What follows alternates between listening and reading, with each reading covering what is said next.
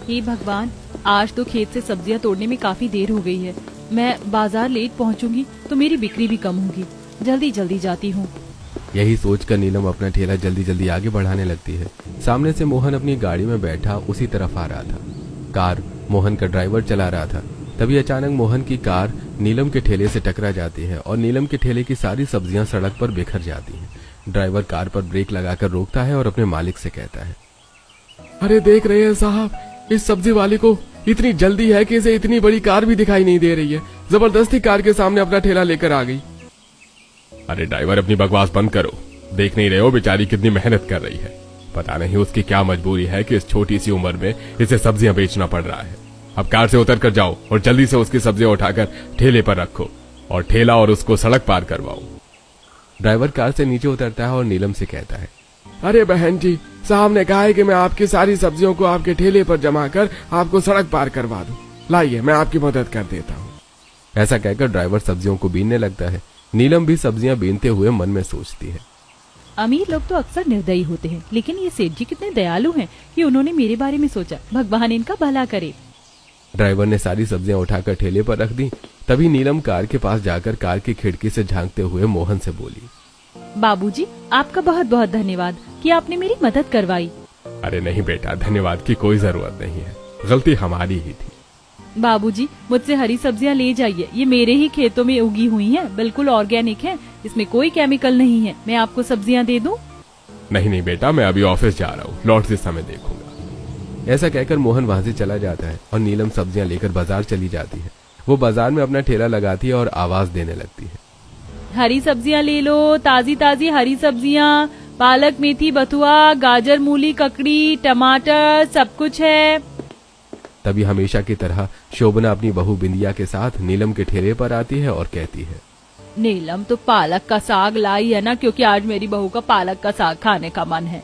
हाँ हाँ चाची, ये रही पालक की साग। पालक का साग लेते हुए शोभना की बहू बिंदिया कहती है, पर माँ जी, मुझे तो पालक का साग बनाना ही नहीं आता। अरे बहू, तू क्यों चिंता करती है, मैं हूँ ना। मैं तुझे अपने हाथों से पालक का साग बनाकर खिलाऊंगी। और भी अगर तुझे कुछ लेना है तो तू वो भी ले ले। सास बहू का प्यार देखकर नीलम अपने मन में सोचती है, शोभना चाची अपनी बहू को कितना प्यार करती हैं। काश मेरी भी शादी किसी बड़े घर में होती और मुझे भी सास इतना ही प्यार करती, मेरी हर इच्छा का ख्याल रखती। लेकिन ये तो सब अपनी किस्मत की बात है। ऐसा सोचते हुए नीलम सब्जियां तोलकर शोभना को दे देती है। फिर शोभना और बिंदिया सब्जियां लेकर चली जाती हैं। नीलम को सब्जियां बेचते हुए शाम हो गई थी और वो अपना ठेला लेकर घर की तरफ लौट रही थी। इसी समय मोहन भी ऑफिस से लौट रहा था। तभी उसकी नजर नीलम के ठेले पर पड़ती है। मोहन अपने ड्राइवर से गाड़ी रोकने के लिए कहता है और कार से उतरकर नीलम के पास जाता है। नीलम उसे देखकर कहती है, नमस्ते बाबूजी, बताइए कौन कौन सी सब्जियां दे दूं आपको? बेटा, तुम तो ऐसा करो कि सभी सब्जियां थोड़ी थोड़ी दे दो। अब नीलम अपने ठेले पर रखी हुई सभी सब्जियां थोड़ी थोड़ी पॉलिथीन में रखकर मोहन को दे देती है। मोहन उसे पैसे देता है, लेकिन नीलम पैसे लेने से मना कर देती है। तब मोहन नीलम से कहता है, वैसे बेटा, मैं तुमसे एक बात पूछूं, अगर तुम बुरा न मानो तो? हाँ हाँ बाबूजी, पूछिए ना। बेटा, तुम्हारी तो ये कॉलेज पढ़ने की उम्र है और तुम इतनी नाजुक भी हो, तो फिर तुम सब्जियां क्यों बेचती हो? तुम्हारे पिताजी क्या करते हैं?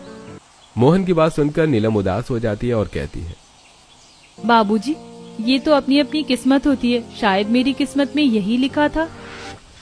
कुछ दिनों पहले तो मेरे जीवन में भी सब कुछ ठीक ठाक था। माँ और पिताजी मिलकर हमारे ही घर के पीछे खाली पड़ी जमीन में खेती किया करते थे और सब्जियां उगाकर बेचा करते थे। मैं और मेरा छोटा भाई राजू तो बहुत मजे किया करते थे।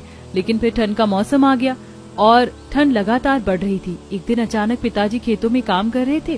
तभी काम करते करते वो गिर पड़े। हम सब उन्हें अस्पताल ले गए तो डॉक्टर ने बताया कि ठंड की वजह से उन्हें हार्ट अटैक आया है और उनकी मृत्यु हो गई। उनकी मृत्यु के बाद माँ ने कुछ दिनों तक खेत से सब्जियां तोड़कर बेचना शुरू किया।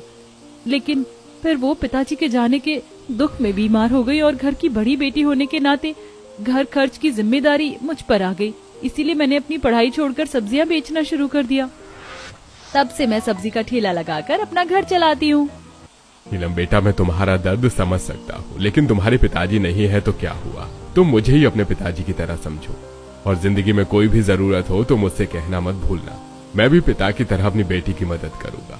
अच्छा बेटा, मैं चलता हूँ, देर हो रही है, तुम भी अपने घर जाओ। ऐसा कहकर मोहन वहां से चला जाता है। तब नीलम अपने मन में सोचती है, कितने अच्छे हैं ना बाबूजी, वरना दूसरों को अपना कौन कहता है। काश मेरे पिताजी जिंदा होते तो मैं भी आज उनकी लाडली होती और वो भी मेरा ऐसा ही ध्यान रखते जैसे बाबूजी मेरा ध्यान रख रहे हैं।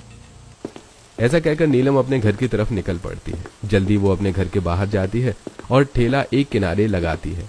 तभी उसकी पड़ोस में रह रही उसकी बुआ शांति उसके पास आकर कहती है, नीलम तू सब्जियां बेचकर इतनी देर से आई? हाँ शांति बुआ, मुझे आज सब्जियां लेने में देरी हो गई थी। कितनी बार कहा है कि लड़कियों को ज्यादा देर तक बाहर रहना ठीक नहीं है। अगर तू इसी तरह तक देर रात तक बाहर रहेगी तो तुझसे शादी ब्याह कौन करेगा? भैया के जाने के बाद तो तुम लोगों ने घर का माहौल ही खराब कर दिया। मेरा काम है तुझे बताना, फिर ना कहना कि बुआ ने समझाया नहीं था। ऐसा कहकर शांति बुआ वहाँ से चली जाती हैं और नीलम अपना ठेला खड़ा करके घर के अंदर आ जाती है। नीलम की माँ शकुंतला नीलम को देखते ही कहती है, आ गई नीलम बेटा, मुझे तो चिंता हो रही थी कि ठंड बढ़ रही है और तू अभी तक घर नहीं आई। हाँ माँ, आज सब्जियाँ बेचने में थोड़ी देर हो गई, लेकिन देखो मैं तुम्हारी दवाई भी ले आई। और राजू, तुझे समोसे खाने थे ना, ये देख मैं तेरे लिए समोसे भी लेकर आई हूँ, ले और खा। राजू समोसे देखकर बहुत खुश हो जाता है और कहता है, अरे वाह दीदी, आप मेरे लिए समोसे लाई हो, आप सचमुच बहुत अच्छी हो। अब राजू समोसे खाने लगता है। तब शकुंतला कहती है, नीलम बेटा, तेरे पिताजी के जाने के बाद अगर तू नहीं होती तो हम तो सड़क पर ही आ जाते। बेटा तूने एक बेटी बनकर नहीं बल्कि बेटा बनकर हमारा घर संभाला। अक्सर मैं सोचती हूँ कि जब तू शादी करके चली जाएगी तो हमारा क्या होगा। माँ, कितनी बार समझाऊं आपको कि ऐसा मत सोचो। मैं आपकी ही बेटी नहीं हूँ बल्कि बेटा हूँ। पहले तो मैं शादी ही नहीं करूंगी और अगर कभी शादी की भी तो शादी के बाद भी आपका ऐसे ख्याल रखूंगी जैसे आप रखती हैं। अच्छा, अब मैं जल्दी से खाना बना लेती हूँ, फिर साथ मिलकर खाना खाएंगे।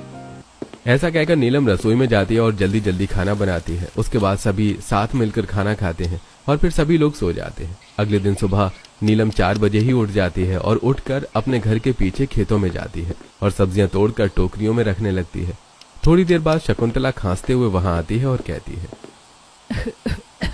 नीलम बेटिया, इतनी ठंड है, तू इतनी जल्दी क्यों उठ गई? माँ, मुझे सब्जियां तोड़कर साफ करके रखना है ताकि मैं उसे बाजार में जाकर बेच सकूं। मुझे रोज देर हो जाती है, इसीलिए मैं आज जल्दी ही उठ गई। लेकिन इतनी ठंड में तुम क्यों उठ गई? जाओ जाकर सो जाओ, नहीं तो तबीयत और खराब हो जाएगी। शकुंतला नीलम की बात सुनकर वहां से चली जाती है और नीलम सब्जियां तोड़ने लगती है। नीलम ने सब्जियां तोड़कर अपनी टोकरियों में रख ली थी। वो उन टोकरियों को एक एक करके उठाकर अपने घर के अंदर लाती है और रख देती है। उसके बाद नीलम जल्दी से रसोई में जाती है और नाश्ता बनाती है। तब तक राजू भी स्कूल के लिए तैयार होकर वहां आ जाता है।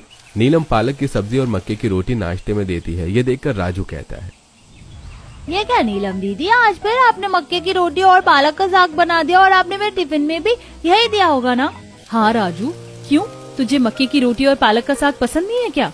दीदी, रोज तो आप यही बनाती हो, मैं ये खाकर बोर हो गया हूँ। कुछ नया तो आप बनाती नहीं हो। मेरा भी मन करता है कि मैं अपने दोस्तों की तरह सैंडविच या बर्गर स्कूल में ले जाऊँ, पर मैं रोज यही लेकर जाता हूँ। मेरे सारे दोस्त मजाक उड़ाते हैं। राजू, अभी हमारी कमाई बहुत कम है ना? इसीलिए हमें सादा खाना खाना पड़ रहा है। कुछ दिनों की बात है, फिर हमारी कमाई अच्छी हो जाएगी तो मैं तुझे रोज नई चीज खिलाऊंगी और टिफिन में भी नई नई चीज दूंगी और फिर तू पढ़ लिख कर नौकरी करेगा। फिर तो तू जो चाहे खा सकता है। हालात बदल जाएंगे राजू, थोड़ा सब्र कर। नीलम की बात सुनकर राजू समझ जाता है और नाश्ता करने के बाद स्कूल चला जाता है। अब नीलम अपनी सब्जियों की टोकरियों को ले जाकर ठेले पर जमाती है और फिर अपनी माँ से कहती है, माँ, तुम अपना ध्यान रखना और दवाइयाँ समय पर ले लेना। मैं जा रही हूँ, शाम तक आ जाऊंगी। ऐसा कहकर नीलम सब्जियां बेचने के लिए निकल जाती है। रोज की तरह आज भी मोहन शाम को अपनी कार से घर आ रहा था। तभी उसे नीलम की याद आती है।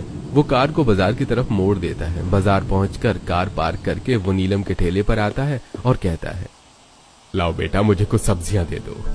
फिर नीलम सब्जियां पॉलिथीन में रखकर उन्हें दे देती है और मोहन से पैसे लेने से मना कर देती है। तब मोहन कहता है, नीलम बेटा, तुम्हारी सब्जियों में तो सचमुच बड़ा ही स्वाद आता है। तुम बहुत मेहनत करके सब्जियां उगाती हो ना? हाँ बाबूजी, मेहनत तो गरीब का नसीब होता है। थोड़ी देर बातें करने के बाद मोहन अपनी कार में बैठकर घर की तरफ निकल पड़ता है। घर पहुंचकर वो अपनी पत्नी करुणा को सब्जियां देते हुए कहता है, ये लो करुणा, तुम कह रही थी ना कि उस लड़की के ठेले की सब्जियां बहुत ही स्वादिष्ट है, तो मैं फिर उसी लड़की से सब्जियां ले आया हूँ। आपने सब्जी तो ला दी, लेकिन ये सब्जियां मुझे तो बनानी पड़ेंगी। अब बुढ़ापे में इतना काम नहीं होता मुझसे कि ये सब्जियां काटूं फिर उन्हें बनाऊं। तभी वहाँ पर करुणा की बेटी वेदिका आ जाती है और ये सुनकर कहती है, लेकिन माँ, तुम्हें इतना काम करने की क्या जरूरत है? इतने सारे नौकर तो हैं घर में, उनसे कह दो, वो बना देंगे। हाँ करुणा, वेदिका सही तो कह रही है। अजी आप तो जानते हैं नौकर के हाथ में स्वाद नहीं आता, और नितिन को तो नौकरों के हाथ की सब्जियां बिल्कुल भी पसंद नहीं। मैं तो कहती हूँ कि अब हमें नितिन की शादी करवा देनी चाहिए। बहू आएगी तो सारी जिम्मेदारी संभाल लेगी। हाँ करुणा, बात तो तुम सही कहती हो। तभी नितिन भी वहाँ आ जाता है और कहता है, पिताजी, मेरी माँ तो हमेशा ही सही बात करती है। वैसे ये अभी क्या कह रही थी? अरे यही कि अब तेरी शादी की उम्र हो गई है और तुझे शादी कर लेनी चाहिए। अगर तूने कोई लड़की देखी हो तो बता दे। अरे पिताजी, माँ ने कहा था कि वो अपनी पसंद की लड़की लाएंगी मेरे लिए, इसलिए मैंने कोई लड़की देखी ही नहीं। अरे वैसे एक लड़की मैंने देखी है, दिखने में बहुत खूबसूरत है, बहुत ही संस्कारी और बड़ी मीठी आवाज है उसकी। अच्छा तो बताइए ना पिताजी, कौन है वो? हाँ जी, हम आज ही उसके घर रिश्ता लेकर चलेंगे। वो सब्जी वाली नीलम, जिससे मैं सब्जी लेकर आता हूँ। ये सुनकर करुणा गुस्सा होते हुए कहती है, क्या आपके कहने का मतलब है कि हम एक सब्जी वाली को अपने घर की बहू बना ले? नहीं, मैं ऐसा नहीं कर सकती। हाँ पिताजी, हम तो अपनी स्टैंडर्ड की दुल्हन लेकर आएंगे। वैसे माँ वेदिका, अगर पिताजी ने किसी लड़की को देखा है तो उसमें कुछ तो खास होगा। ऐसा करते हैं कि हम लोग किसी बहाने जाकर उसको देख लेते हैं, फिर जैसा आप कहेंगी वैसा ही कर लेंगे। हाँ तो ठीक है, आज शाम को हम सब्जियां लेने के बहाने उसके ठेले पर जाएंगे। तुम लोगों से देख लेना और फिर जैसा तुम लोगों को ठीक लगे। माँ पिताजी, आप लोग चले जाना, मैं तो नहीं जाऊंगी किसी सब्जी के ठेले पर। शाम होते ही नितिन अपने माता पिता को लेकर उस बाजार की तरफ निकल पड़ता है जहाँ नीलम सब्जियों का ठेला लगाती थी। नीलम अपने भाई के साथ ग्राहकों को सब्जियां दे रही थी। तभी वो लोग अपनी कार से उतरकर नीलम के पास पहुंचते हैं। नीलम उन्हें देखकर नमस्ते करती है और कहती है, बाबूजी, ये आपकी पत्नी और आपके बेटे हैं ना? हाँ, लेकिन तुम्हें कैसे पता? बाबूजी के चेहरे पर अच्छाई की चमक साफ नजर आती है और वही चमक आप दोनों के चेहरे पर भी नजर आती है, बस इसीलिए मैंने पहचान लिया। करुणा और नितिन को नीलम